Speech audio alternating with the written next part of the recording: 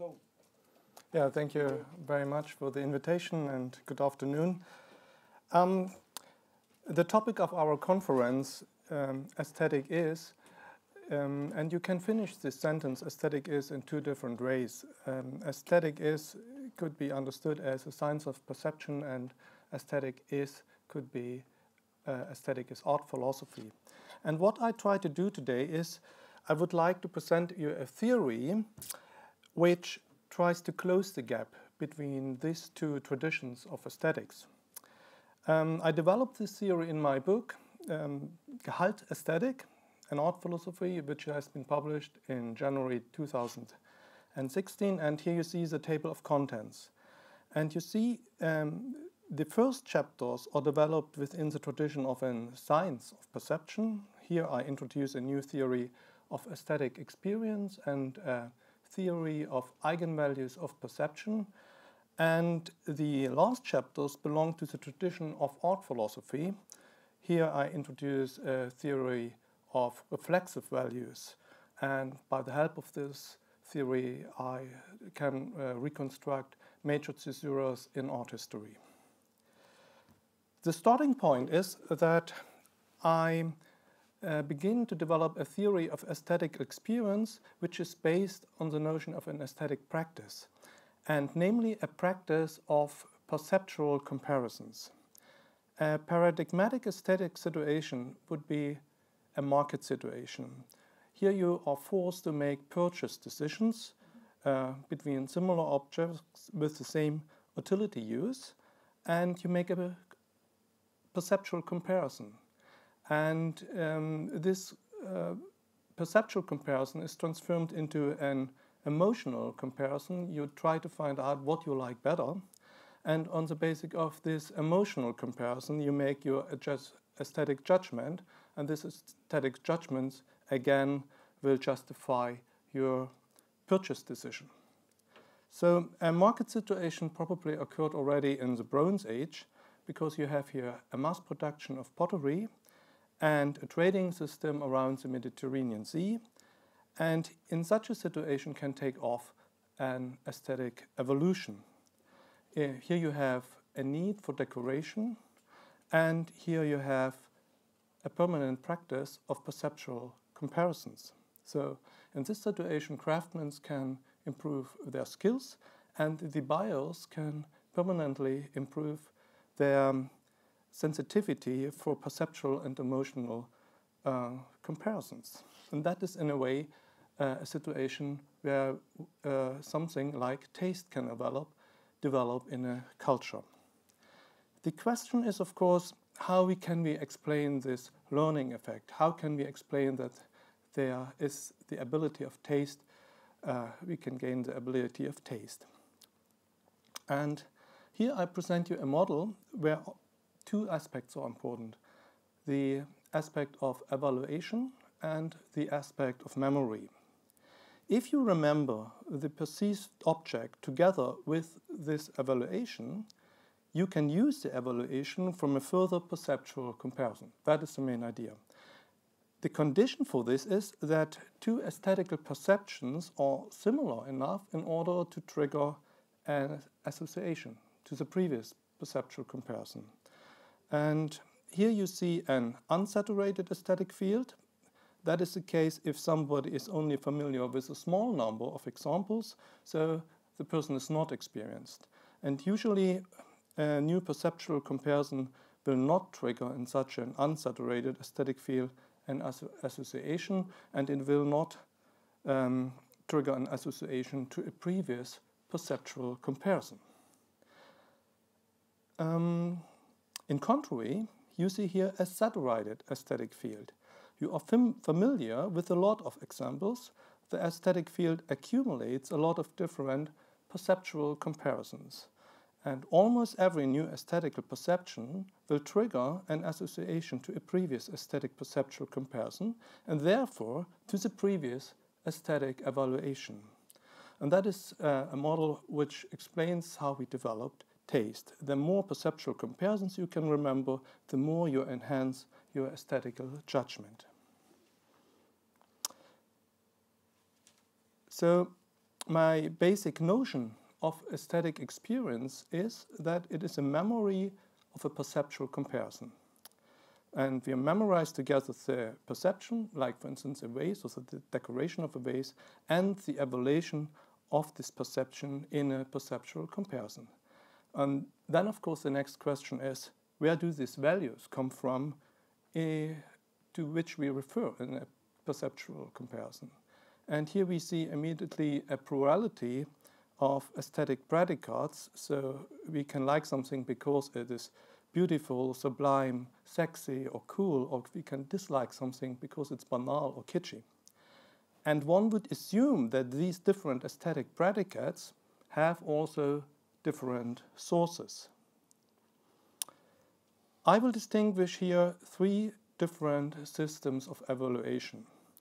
Eigenvalues, which are based in the nature of our perceptual apparatus, transference values, which are based in social habits, and reflexive values, which are based in descriptions.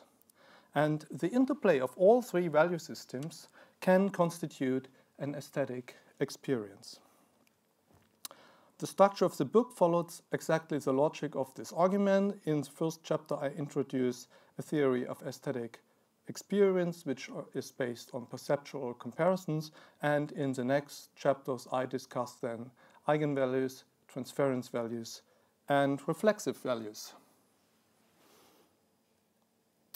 Let's start with the theory of eigenvalues, to which beauty, sublimity, the event, and ambivalence belong.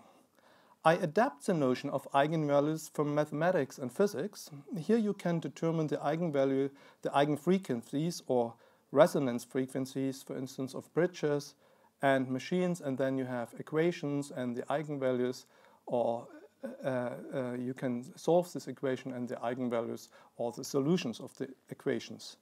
And in analogy, I speak of eigenvalues of perception because these values are based in the construction principle of our perceptual apparatus. First, we have to develop a basic model of perception. And here you see a bipartite model of perception. And important for any perceptual apparatus are two functions, gestalt formation and attention. So animals construct by the help of remote senses, by vision and hearing, a gestalt. And gestalt formation has, of course, a survival function. Animals need the capacity to identify food, predators, or mating partners in order to move closer or farther away from them. Attention is the ability to focus the perception apparatus on what is appearing marginal on the horizon of the perception. So if the cat is hunting a mouse, it has to shift her attention towards the dog, which is barking behind her. So attention has also a survival function, and that's why we'll find that in any perceptual apparatus. Gestalt formation and attention are both biological functions, and eigenvalues are not. They are anomalies, they are hyperfunctions and dysfunctions of these general perceptual functions. So that is the basic idea of eigenvalues. Let's first discuss the hyperfunction. The eigenvalue of beauty is in this way an extreme gestalt, or better, an iterated gestalt. For instance, we have here the example of a golden spiral in a shell, which is based on golden section. And in this special gestalt, one proportion appears twice and hence stimulates twice this perceptual apparatus. And by the same reason, we hear the perfect octave as an harmonious sound. Otherwise, the event is not only a new perception, it is a new perception which requires absolute attention. Thunder and lightning in a thunderstorm are such perception which attract all our attention immediately.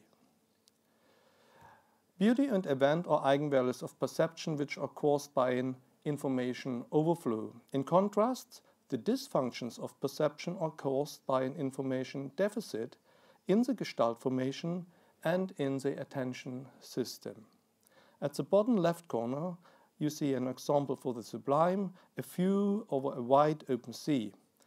Also here, the perceptual apparatus is stimulated by any visual information for a gestalt formation, but it fails in front of a large still body of water. This is the effect which we perceive as sublimity. At the bottom right corner, you see an example for the eigenvalue of ambivalence. An owl in front of a tree whose feathers look like the tree bark. There is no enough visual information to distinguish the figure from its background. And not only does the attentional system shift our focus to what is new, it also causes us to lose interest in a shape that we have already recognized.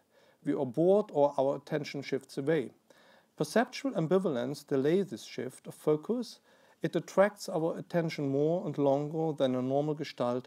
It is more interesting than a normal object. Eigenvalues are anomalies of the default perceptual function of gestalt formation and attention. The theory is compatible with the research of empirical aesthetic and neuroaesthetic, but it doesn't help our understanding of art and design if we know that beauty is caused by an overflow of information and the sublimity by a deficit information in the neural circuit of our brain. We need words that we can apply to the description and interpretation of artwork instead of neuroaesthetic terminology, or at least in addition.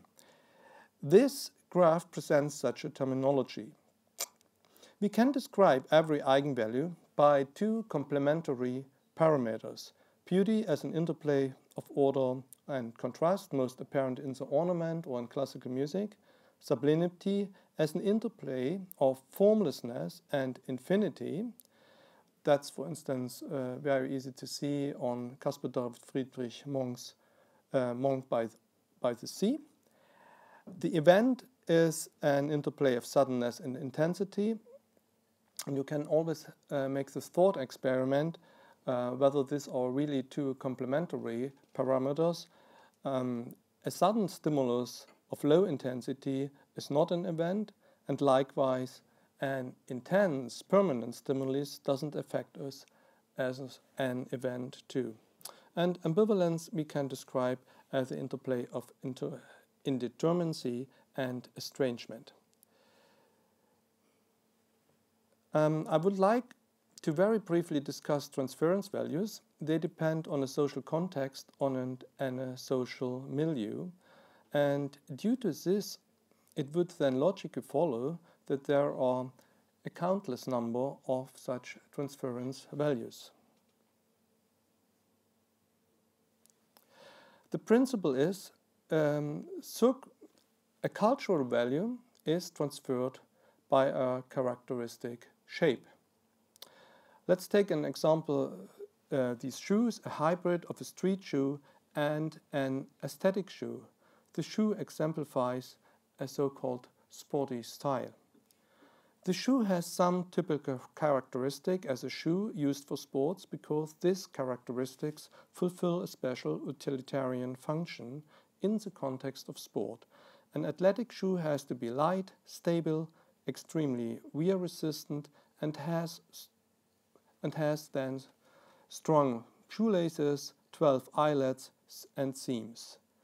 And the designer transferred these characteristics of an athletic shoe to a street shoe, even if it doesn't make any sense to wear such shoes with 12 eyelets in an office. To transfer characteristic shapes from one product to another doesn't necessarily mean that one transfers a value. This only happens if an activity like sport, to which the characteristic shapes refer, has actually a cultural value, what is only today the case in sports, but it wasn't the case in the 19th century. Sports is associated with success, endurance, speed, and these qualities which are important for the modern world of work and employment. Around every corner you will find transference values in fashion, in art, design, and in advertisement. Here are some further examples which I discuss in my book. The Dolce Vita value, which is transferred by a red porcelain pepper in an Italian souvenir store. The cultural value of flying around the globe, which is transferred by the wing shape of the MacBook Air. The subcultural value of nonconformism, which shows up in the crooked collar of the jacket.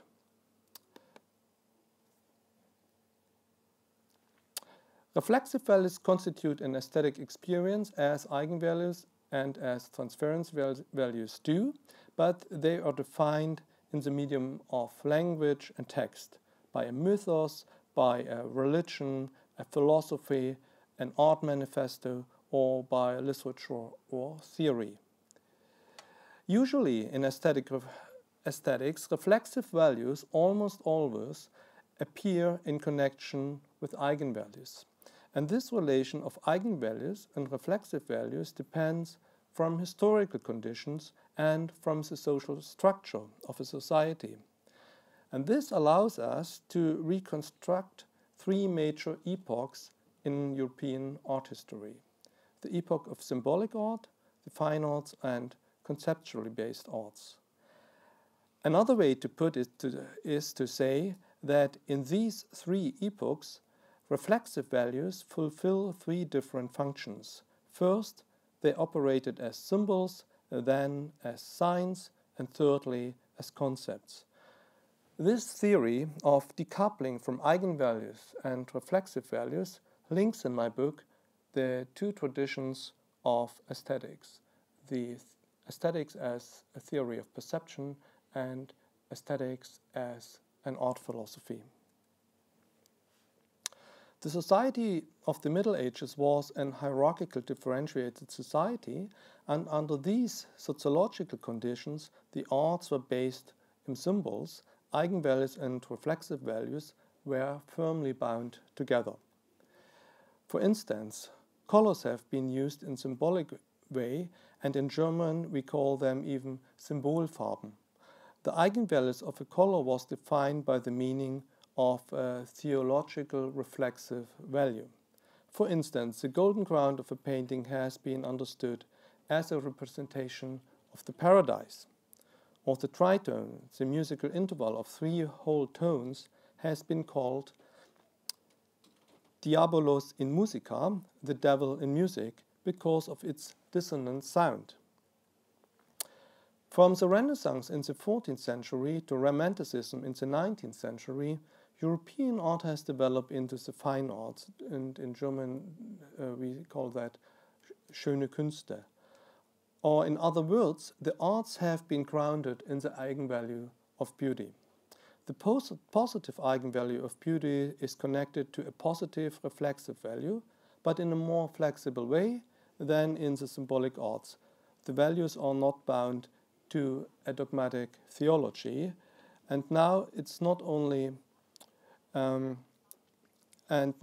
only one reflexive value defines now precisely what is beautiful, but many, and therefore different styles of art like Mannerism or Baroque can develop. There is a reason why the evolution of the European arts has been focused on the eigenvalue of beauty. The aesthetic experience of beauty can be intensified by a technique which increases the degree of order and contrast within an artwork. In German, I call this Medienverschachtelung, but it is almost impossible to translate this notion into English. So I use the word nested medium in analogy to the Russian nesting doll. So the principle is quite the same. You put one medium into another, and that increases the order, increases the degree of order and contrast which you can communicate in this nested medium of art.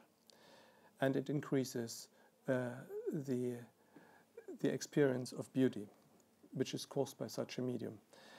One can use the forms in one medium in order to construe a new medium of higher order. Any combination of forms in such a nested medium has the potential to trigger an artificial and acute aesthetics experience of beauty. Every genre of the fine arts, die schönen Künste, is based in such a nested medium. Here we have the nested medium of music, which is constituted in relation to the parameters of pitch and rhythm. If we have the medium of sound, we can select a special sound and build a medium of pitches. If we have the medium of pitches, we can select a special combination of pitches which constitutes a scale.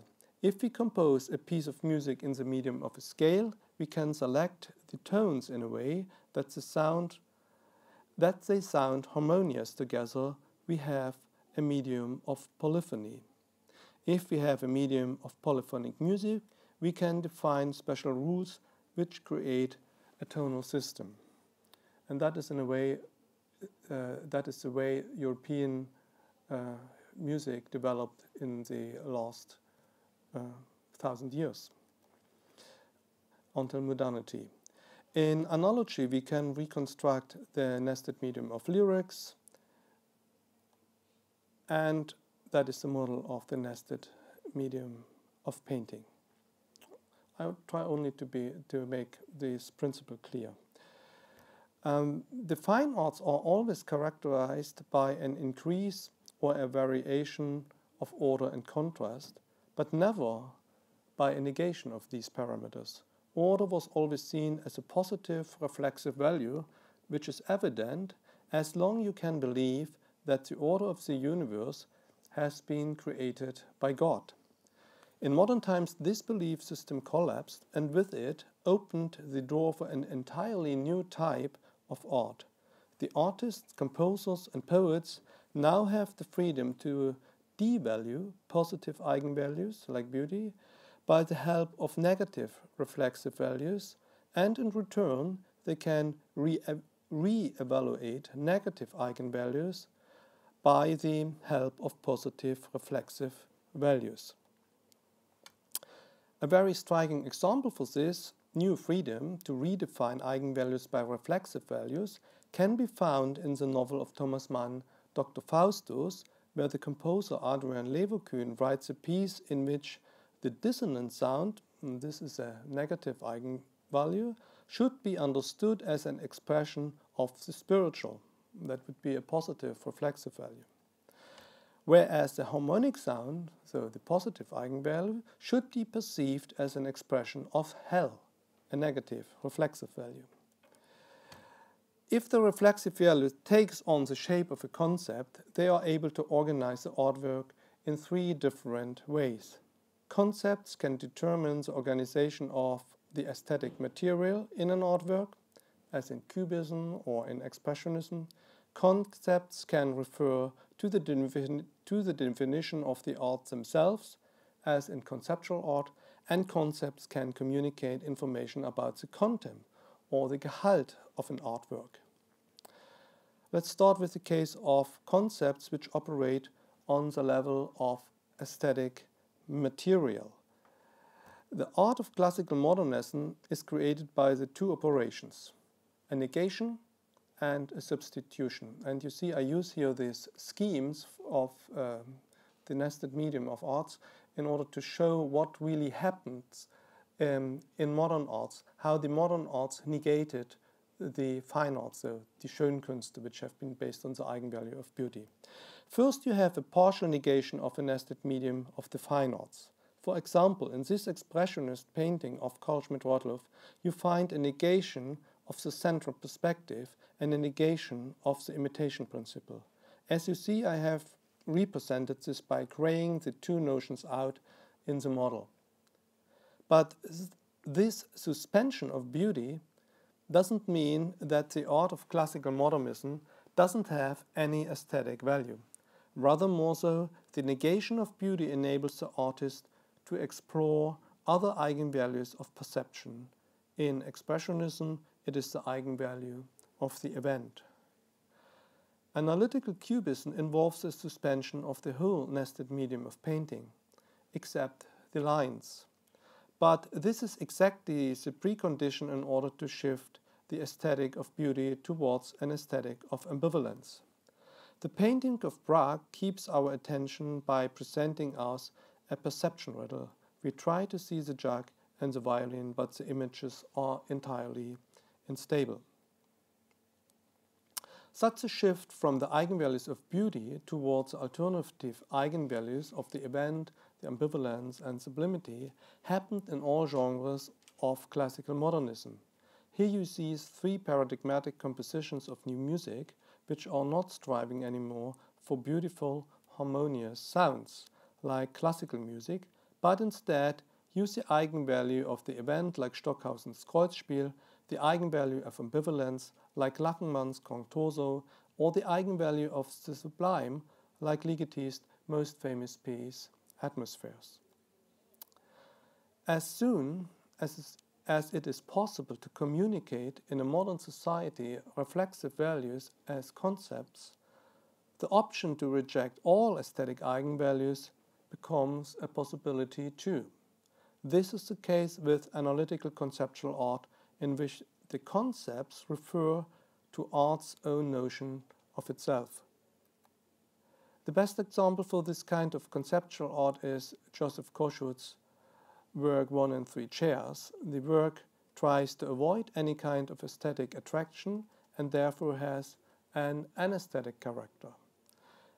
Usually in art history books one will find only the picture in the left upper corner with the title 1 and 3 Chairs. But this is only one manifestation in a whole series of similar works like 1 and 3 Lamps and 1 and 3 Hammer. The implication is that the object which is represented in these pieces doesn't matter. Conceptual art has a special simplicity, and that's the third point.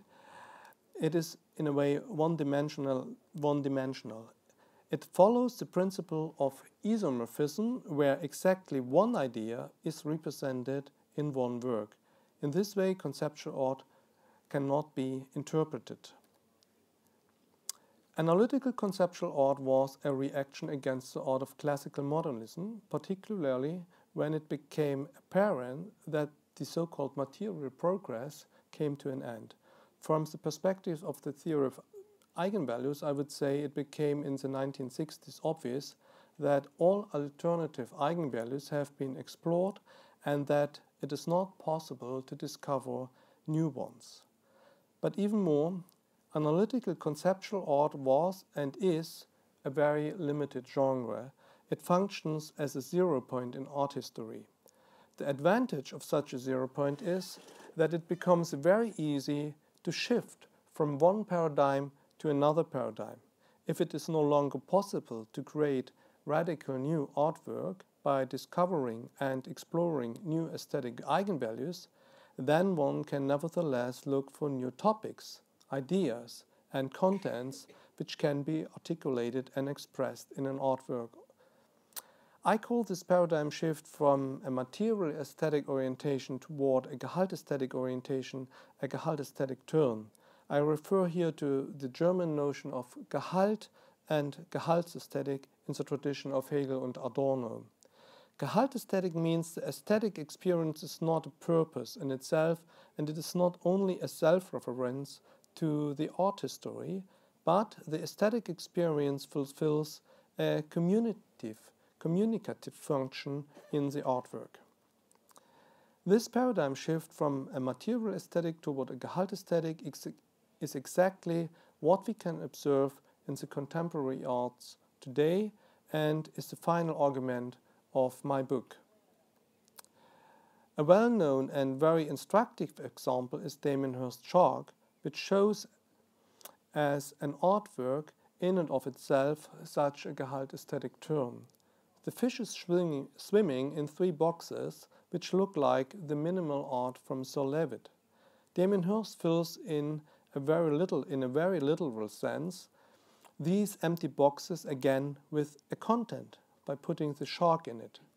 The piece overcomes in all 3 important aspects pure conceptual art. It is not an aesthetic artwork, but uses the aesthetic of minimal art. One can find a couple of golden sections between the proportions of the fish and the proportions of the three boxes. The work is no longer non-referential to the world, but refers in its long and complicated title to the topic of death. And the piece is no longer one-dimensional. It does not only represent one single idea, but has a multifaceted meaning. At the end of my talk, I would like to show you some other well-known pieces which have been created in the last 25 years and which I analyze and interpret in great detail as gehal-aesthetic pieces in my book. My goal of the lecture was to show you how to close the gap between two important aesthetic traditions if you start with a theory of aesthetic experience which is based on perceptual comparisons. Then you also have the ability to construct major caesuras in art history and analyze contemporary artworks. Thank you very much.